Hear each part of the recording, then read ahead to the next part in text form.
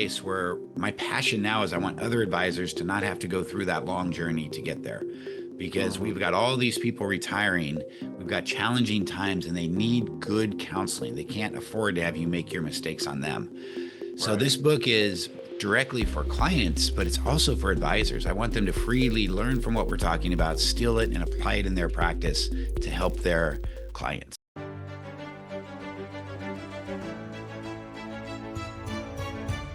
Leaders Talk, Season 2.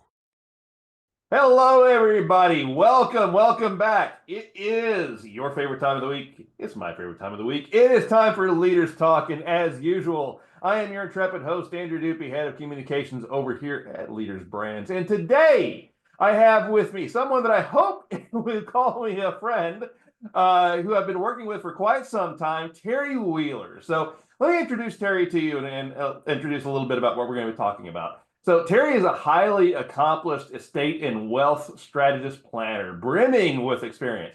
He is an estate planning attorney, and he has taught at the University of California, Davis.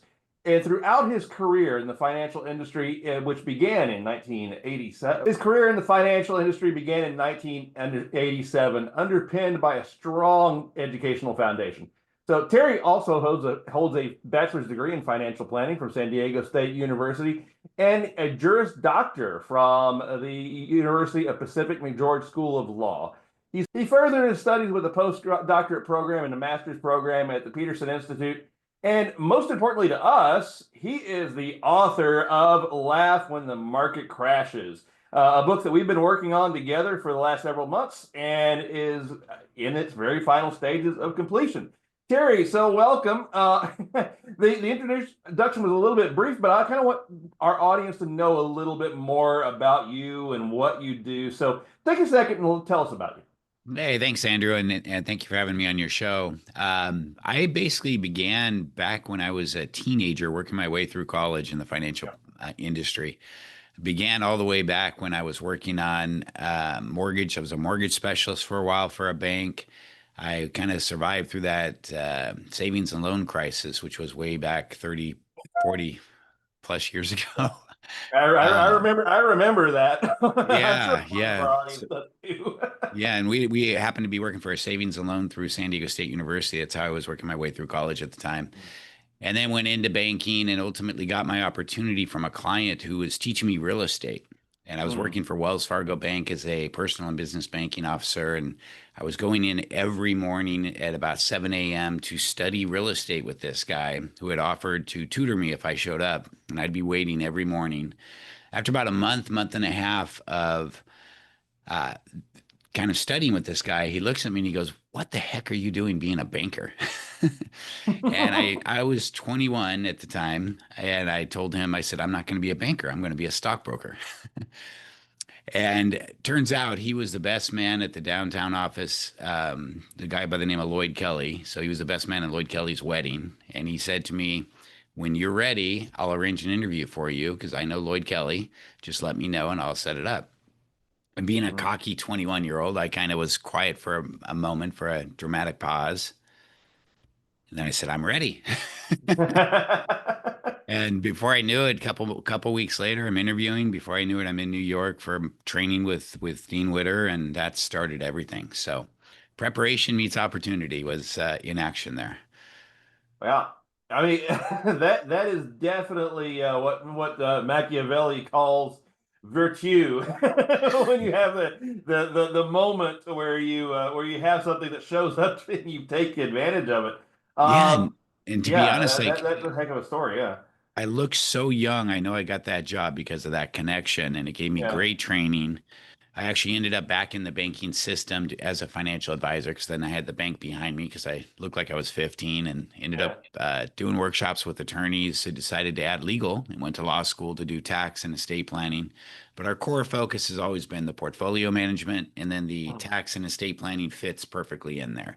So we do integrated planning. It works wonderful for clients. So that's a bit of the background, and then 30 Yeah. years went by in between. And I think a lot of our audience might be interested in the Juris Doctor. So, I mean, you also have gone into law. So, how did that kind of integrate with that?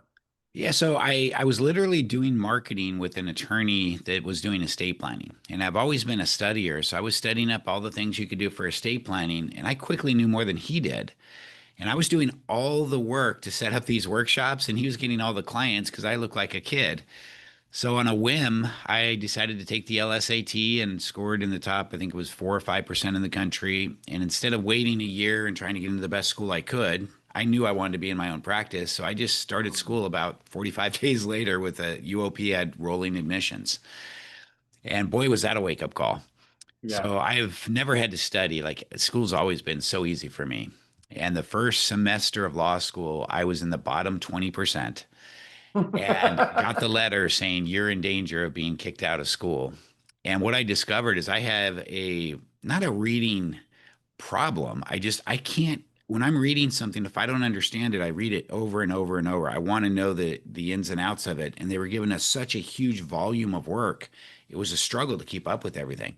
Mhm. So after that semester, our grades are a year long. I ended up finishing the year in the top 10% and got awards and accolades and everything else.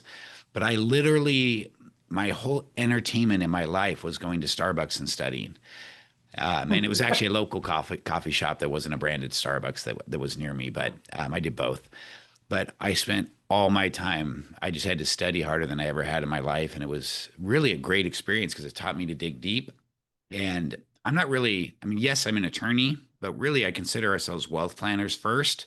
And then Yeah. the legal just helps us bring in the estate planning, asset protection, and then the oh so important tax planning. So we're very Right. proactive in tax planning. And those are the great skills that we got. And we apply that in wealth planning, but I don't do traditional law where I never see a courtroom or litigate or anything like that. Right. Well, but yeah, I think it's very understandable because those two disciplines are very intertwined. I mean, and I Yeah. think that when you're talking about wealth planning, we're talking about taxes, especially having an understanding of the legal system and how to navigate it. That gives you kind of a leg up on a lot It's, of other yeah, on a lot of other competitors in your it's a market. massive advantage because as advisors, you are a drag on a portfolio. Yeah. You're an expense. You got to find a way to turn yourself into a profit center. And we have Mm. a saying that we try to embrace around here that we refer to as 10x. And what I mean by that is if we've got an advisor paying us X amount of dollars, we want to try to bring 10x of value. So we don't want to just be Mm. a profit center. We want to be insanely profitable for them. Tax planning, and then what this book is about, Laugh When the Market Crashes, Right. protecting the downside and being able to buy the dips. That's how we deliver on that promise. And the Yeah. two combined are the two most powerful elements, although we do the asset protection, estate planning, and that can be powerful too. Proactive income tax planning, which unfortunately most people are never even exposed to. And then Mhm. most people just diversify. That's their form of downside protection, which all that means is when the market crashes, You're still got gonna, a lot of yeah. company. And that's what fascinated me about the book, and I've read it several times, and I've teased it a little bit to some of my circle that a lot of them are CEOs, and a lot of them are people that have been in business, and they want to read it. So Great. you definitely got some interest out there. But yeah, when I read it, I'm not particularly a very extensively knowledgeable person about taxes and how the market works, but I understood it. So, how did you kind of approach the writing process of that to make this a book that works not just for people who are experts, but also for the layman? Well, by the time we started working together, I had done everything that you tell me not to do. I mean, I rewrote that book so many times Yeah, because to me, this isn't just a book. This is kind of a culmination of my life's work. right. And what I mean by that is we have a very powerful system right now. And I love the way we invest, what we call defined outcome investing. But it's not as if I've been doing that for 35 years. I've made all kinds of mistakes along the way for both Mhm. myself and clients that were managing their money. And from those mistakes, we've always been good at learning from them and improving, fortunately. So, where we are now, 35 plus years later of managing money for clients, we've landed in a place where my passion now is I want other advisors to not have to go through that long journey to get there because we've Mhm. got all these people retiring. We've got challenging times and they need good counseling. They can't afford to have you make your mistakes on them. So Right. this book is directly for clients, but it's also for advisors. I want them to freely learn from what we're talking about, steal it, and apply it in their practice to help their clients. Because mistakes are costly, and we don't want them to make the same ones we made. We want them to make new ones, perhaps, but we want them to always be doing their very best for the clients. And we always have done that, but that doesn't mean you don't make mistakes along the way. This system corrects and allows you to profit from what a lot of people are missing when they're listening to the generic Wall Street advice. Right, and you touched on that generic Wall Street advice earlier. Is that word diversification, and I continually hear that from people who are advisors that say, "Oh, well, we just need to make sure that we have our irons in a lot of fires, and Yeah. we want when something goes down, like my dad he ended up losing $6 million because he put all of his money into Texaco in Oh my 1985, gosh. and never made a cent of it back, and what he always said was, "Oh, if I had only put a little bit of a lot of other things and done." A lot of those. That's what I continually hear. But yeah, you really are talking about something that's this well beyond just that concept of be in many places. Because if you're in many places and we're in a place like 2008 or 1987, many places fall at the same time.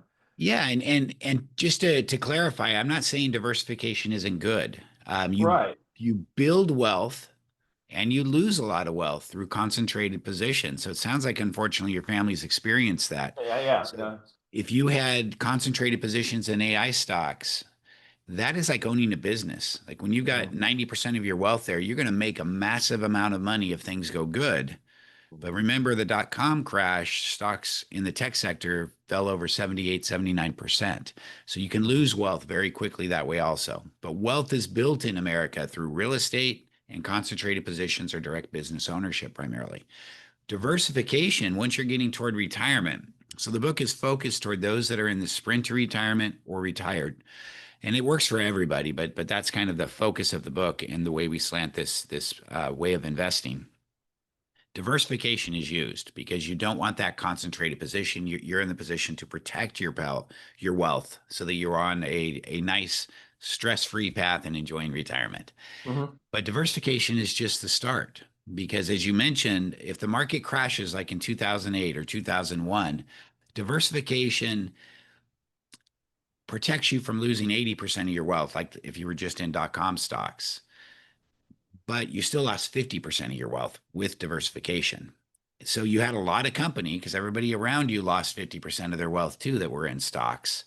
But what if you could have gotten out up here and prevented some of that loss and been able to buy the dip? So by the time everybody else is getting back to break even, you're profiting massively. That's what the process of defined outcome investing combined with a defined duration strategy where we have monies coming due constantly that are protected on the downside so we get to buy the dip. So it can be complex in theory, but once you really start doing it, it's not that hard and it's extremely powerful. Yeah. And I think that's what I like about the book is that it breaks down how to do that. And it doesn't just break down how to do that in just saying, well, do it.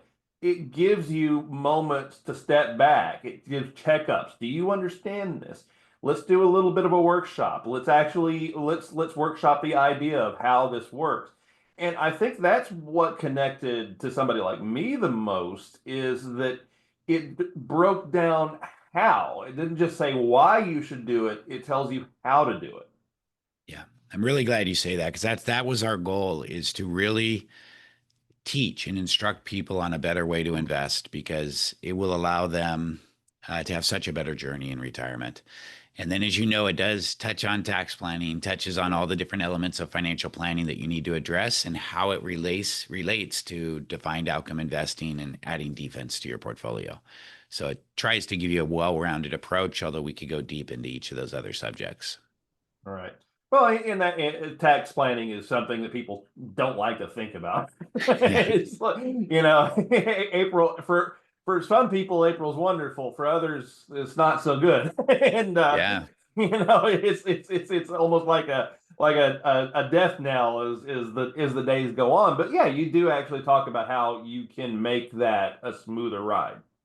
Yeah, and we just touch on the surface. So we're going to have another publication coming out that's purely just on tax planning. Yeah. But tax planning is one of those things that is changing constantly. So we're going to talk Right. about concepts, but there are things right now that we can do that are powerful. So taxes are one of those things that we tell our clients, it's great you have a tax problem. It means you're making a lot of money.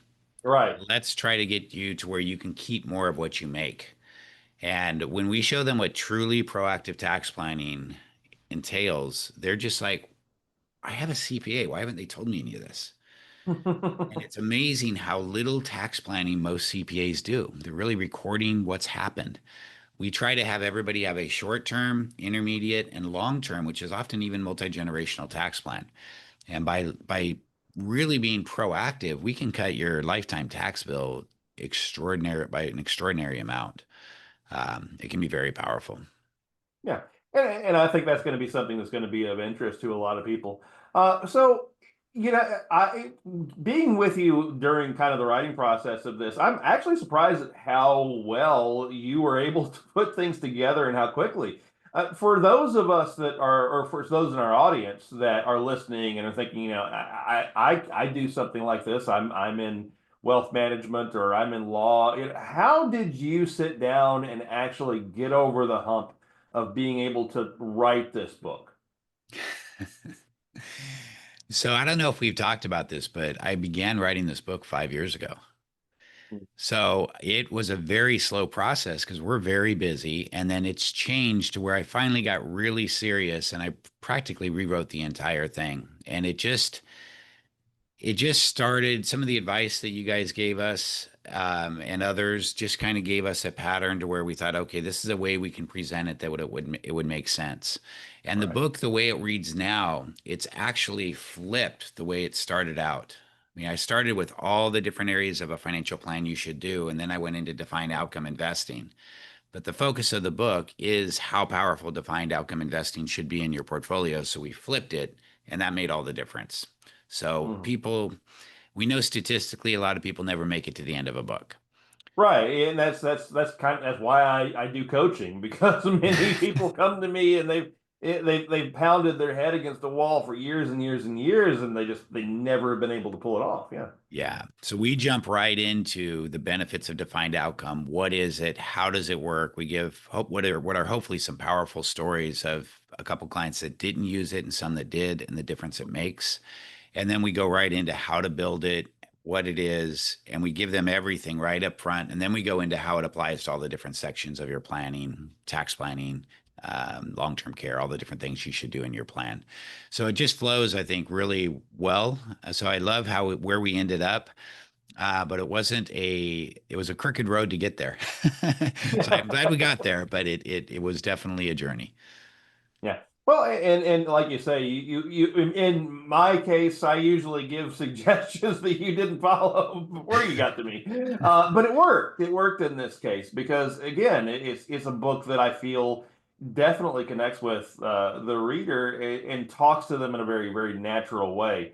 So Terry, kind of as we're running a little bit short on time, Sure. I want to take a second to maybe give a golden nugget to the audience. Let's give our audience for a couple minutes just something that you feel that they can take away. We maybe haven't touched on, or maybe something is a little bit of a preview of the book that might get them a little more interested in Sure, sure. perhaps getting into it. Yeah. Yeah, so defined outcome investing covers all areas of your investing, whether it be stocks, fixed income, or even real estate. Real estate's probably a great example of it for those that are real estate investors. But for retirees, stocks are kind of the centerpiece. And with stocks, and just to give you a brief preview of what defined outcome investing is, most Hmm. people invest in a diversified portfolio. So you're on the roller coaster going up and Yeah. down, and hopefully the trend is up, but you go through some tough times. And we've seen periods of 13 years in the S&P where you got zero returns, but you had quite a roller coaster ride, but you kind of ended up right where you started. That's devastating when you're withdrawing from a portfolio. So defined outcome investing adds three components. So there's three legs to the stool, so to speak, to give you a very stable and safe portfolio. The first leg is naked in the market. So we still allocate there because in a raging bull market, that's going to be your winner. And then you've got two defensive strategies. So one is what we call a target strategy, where we have our core portfolio is about 80% of the upside. And then on the downside, your goal is to get a zero. So if the market is down from year to year, 50%, and you get a zero and you have money maturing, you get to buy the dip. So ironically, 80% of the upside, if you can achieve that, and protecting the downside year to year is going to be your winner over most 20-year periods. But not all. We're in a raging bull market now where naked in the market is your winner. The third element is what we call a capped and buffered strategy. It's Mhm. one where you get 100% of the upside, but with a cap. So let's say you're getting 15% of the market, but if the market crashes, the first 20% of losses, you don't lose anything, but then you'll lose beyond that. So if the market's down 30%, you're down 10. Again, you got money coming due every month, and we get to buy the dip. So the Mhm. way these three work, combined with rebalancing and managing your duration, so you have money coming due constantly, you're able to get the little dips. And you don't want to do one of these strategies. You want a mix of all three based on your unique risk tolerance that will give you the returns that you want. And in a raging bull market, the one thing that a defined outcome portfolio can do is you can afford to have a higher concentration in stocks versus a traditional portfolio that's just relying on diversification. That actually increases your total returns, and you can do that with nice protections, and Mhm. you can withdraw much more safely. So I know that was a big nugget, but that is the basics of the stock part of defined outcome. But then you go into fixed income and real estate also.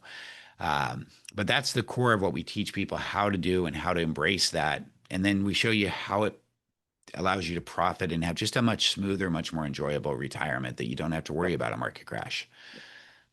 And it's a good nugget though because it's going to get our audience interested in reading "Laugh When the Market Crashes," which Yeah. will Well, which and is yeah. yeah, I was talking to another. I was being interviewed for the book for another commentator last week, and they asked. They said in the introduction, they said Terry brings comedy to your portfolio, Yeah. and they hadn't read the book. In fairness, so they are just looking at the title, and I said, well, actually, the book isn't about laughing when the market crashes because, to be honest, that would be cruel. Everybody around you is losing money, and Right. they're very stressed out. The laugh when the market crashes is really about the quiet smile that will come to your face because you know that you were prepared for this and you're Right. about to make a lot of money, but you still probably feel bad because everybody around you is in pain. So we're not Right. saying literal laughter because nobody wants to, be happy with other people's misery. We want as many people to be saved, so to speak, before the market crash.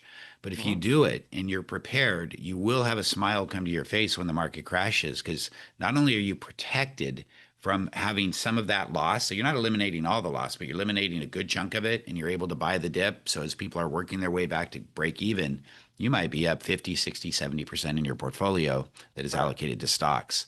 So the laugh is really a quiet smile that comes to your face. That doesn't make for as good a title. It doesn't. No, it doesn't make for a good title, and we'll stick with the title we have. But no, I mean, you make a really good point that there's a lot of pain that comes when those things occur, and I think that again, it came off to me when I was reading the book that this is something that's meant to prevent that pain. It's meant to prevent the things like my dad that never Yeah, never that's recovered, lost his business, lost his Cadillac, lost his house, all of those things that never came back. If he'd had that book, maybe it would have been different. Maybe a lot yeah. of it would have been different. I wasn't Um, aware of your story, but that is a yeah, very powerful example of why you need to do these kind of right. strategies.